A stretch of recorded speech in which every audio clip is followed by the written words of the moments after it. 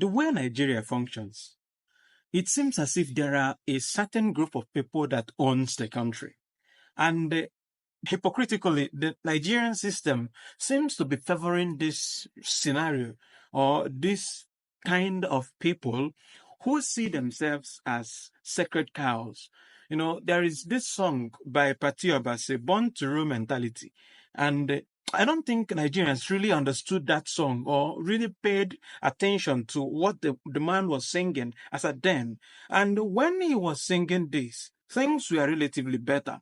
And so the hypocrisy keeps lingering into years of unfulfilled dreams for many, years of disaster for many, years of untold hardship on Nigerians. Today, in the Diary of a Broken Man, we look at the Nigerian system and how we can remedy it. Remember to subscribe, to like, to share, and to comment. And I'll see you on the next one.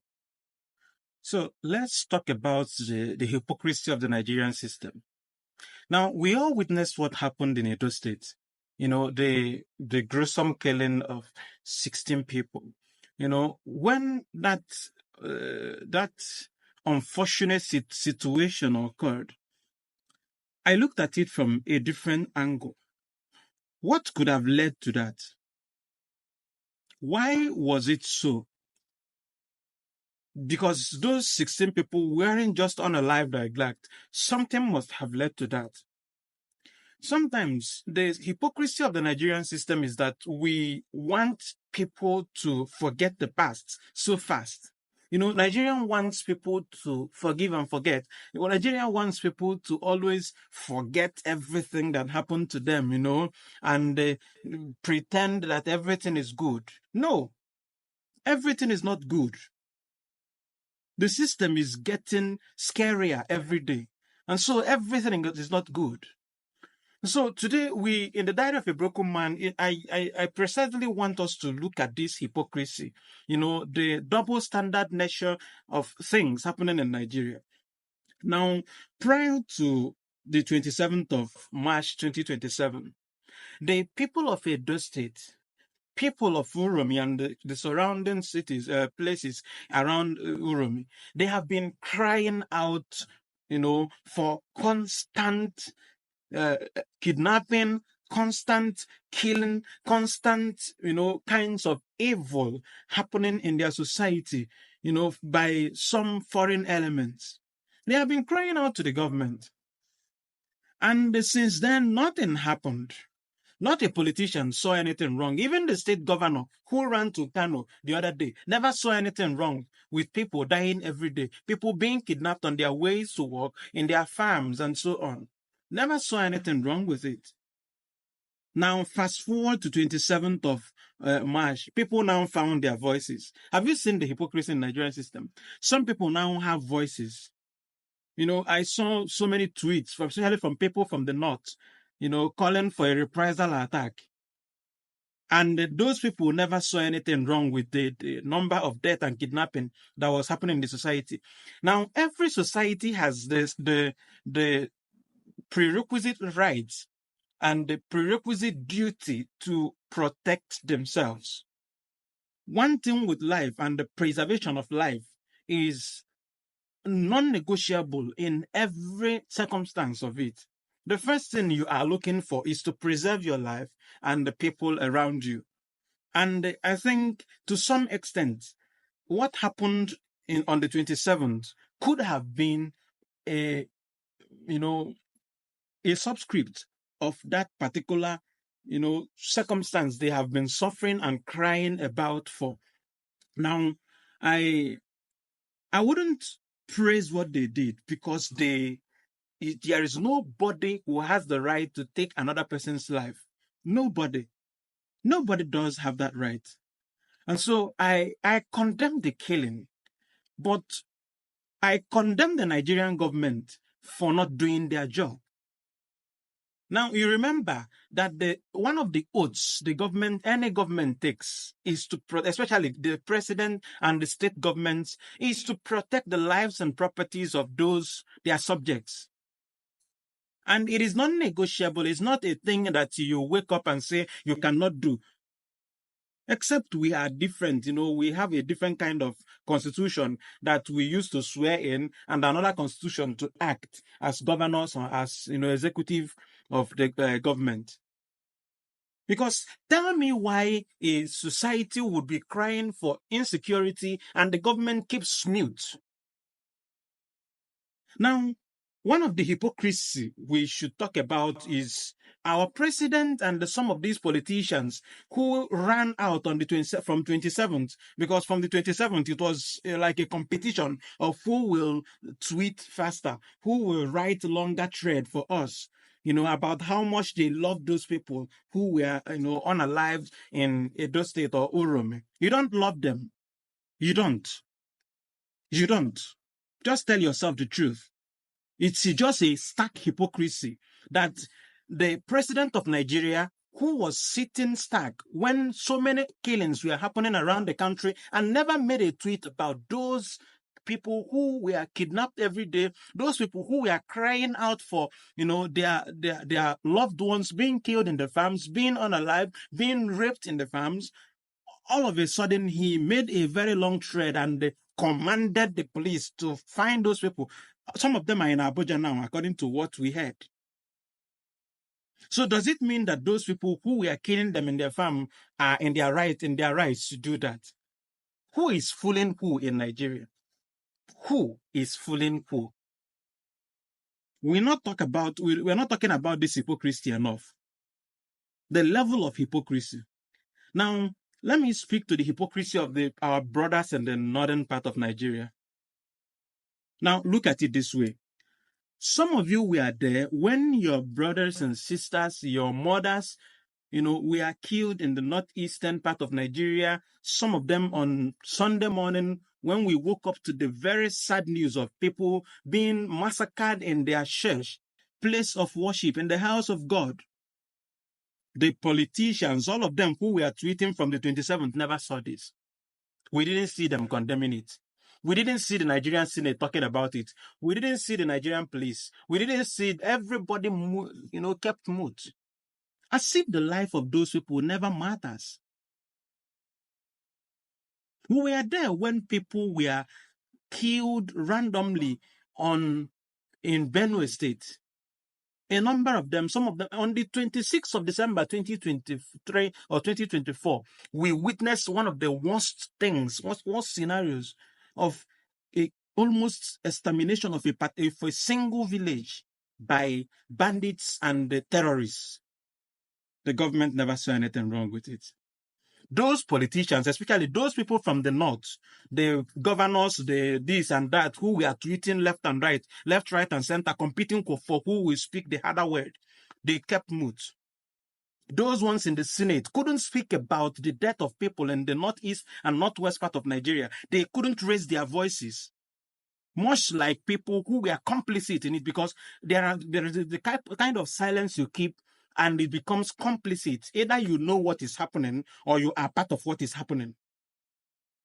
Some of them kept quiet. They never said a single thing. They didn't find those killings, harmful or painful to speak about it. But all of a sudden, it happens in another place because somebody said something on Twitter. I'm trying to remember who made that statement, that when people are killed in the north, Arewa Twitter and some other Twitter voices are quiet. But once one northerner is killed outside the threshold of the north, all of them find their voices. We are not speaking much about the hypocrisy of the Nigerian system, the double standardness. Are some people's lives more important than the other? Are there some born to rule people? Because Pati Obasi sang a song and called it born to rule mentality. Are there people whose lives are more important than the other, that when they are unalive, nobody speaks about it? We are here in Nigeria one particular morning when we woke up to the news of the military, bombing a village mistakenly, bombing a village. Nothing happened. No punishment, nothing. Nobody went in for it. Everything moved on. We were here when people almost took over a village, terrorists, bandits. Because that hypocrisy is the reason why we still get terrorists that should be serving life imprisonment, or some kind of stringent punishment that will make them, even in the next life, never to think about terrorism again. We rehabilitate them and sometimes give them uniforms to go and live among people.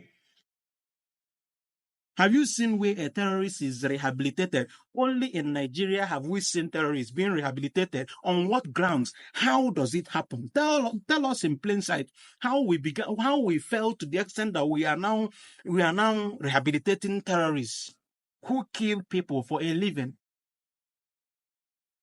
who butcher people for a living. You bring them and you say you rehabilitate them, and within 1 month or two, they have now given, some of them are giving uniforms to go and protect lives and properties of who? Hypocrisy and double standardness. Or are there some owners of Nigeria? Are there people who own the country? Because I seem not to understand a thing again. When you read Nigerian stories, you just be, the only thing that will come out from your mouth is wow. Because it baffles every human understanding that a nation operates like that. There is no explanation. If they explain Nigeria to you and you understand it, you must be a genius. There is nothing you can never understand again, because the Nigerian system is so messed up, so destroyed, that you look at it from this side, there is no explanation. From this side, there's no explanation. Where do we begin to explain the Nigerian system? And some politicians will never speak about some things because they are planning to win elections. Nigeria is the only place where the politicians don't care at all about nothing. They don't care a dime about the people. The only thing they care about is how they get to the seat, or how they win their second term, or how they get to their seat, not about the lives and properties of Nigerians. Otherwise, the last 15 years, the kind of death and killing that has happened in Nigeria, it's supposed to have given any person with conscience a kind of mentality of trying to do something at least about it. There is something my father would always say. He said he doesn't care about politicians stealing billions. It's not his concern. At least show the people through your action that you care. At least try to show that you want to do something for your people. The kind of politicians we have now are people who are jumping around the world, traveling from pillar to post. They go to France today. They go to London tomorrow. They go from summit to summit. The summit that will never amount anything to the lives and properties of Nigerians. Dollar is getting to 2,200. Euro is skyrocketing. Everything, the government is flying around the world. Going to do what? We create every kind of excuse for bad leadership. When Chinua Achebe said that the problem of Nigeria is squarely the problem of leadership, it was 1977, things were still even better. If he lived up to today, I don't know the kind of word he would have used.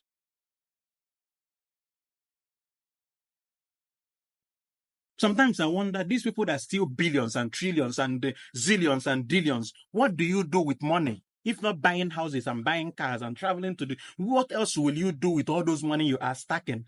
That some people cannot find food to eat, and you have packed billions for your children and your children's children. And many of your children are out there doing lesbianism and all those rubbish. Many of them have useless children, because you cannot be killing your people, you cannot be starving your people, and you want your children to be good. No, your children won't. The universe functions like that. Your children will also suffer. Your generation will suffer what you are planning for them, because even if you stack 200 billion, 200 trillion for them, they will squander it. Ill-gotten money doesn't amount to anything. The hypocrisy in the Nigerian system. People are killed here. People find their voices because it happened here.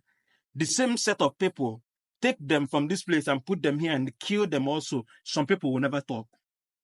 As if some people matter. That is why you write exam with your fellow Nigerian. you get 70, and your fellow Nigerian gets 40, and he's taking over you because of quota system of rewarding failure and rewarding mediocrity and laziness. How will the country grow? How will the country grow with that level of hypocrisy and the level of double standardness? How will the country grow? Let me know in the comment section what you think we can do to get ourselves back on track. Because honestly speaking, anybody that understands Nigeria right now must be a genius. There is no understanding. Even the best of professors. I remembered I was in a conference and I tried to, discuss Nigeria with one of the foreign professors who came for the conference, and he said, "Your system is so complicated that I don't even understand anything. If you understand, tell me." I became weak. When I went to tell him that, Nigeria is trying to build, and the man looked at me and like, which system are you talking about? We have messed ourselves up, and we want respect all over the world when we can't even respect ourselves. Remember to subscribe, to like, to share, and to comment. And this remains the Diary of a Broken Man, where we dissect political, economic, and social issues. Remember to hit the notification button for premium contents. And I'll see you on the next one. Cheers.